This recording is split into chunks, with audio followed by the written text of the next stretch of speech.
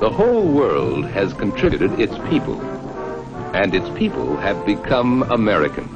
America is a nation of immigrants, but in fact, if you look through the history, there were a lot of immigrants we didn't want so much. In the 1920s, there was a lot of anxiety about huge numbers of Europeans coming from the southern and eastern part of the continent. Undesirable became a quasi-official term. I mean, it's written into legislation. Undesirable meant someone that old stock Americans didn't really want around them. They didn't like Eastern Europeans. They didn't like Southern Europeans. They didn't like Italians. They didn't like Jews. The 1930s, there are refugee hordes coming to America. What do they find? Lots of people here don't want them.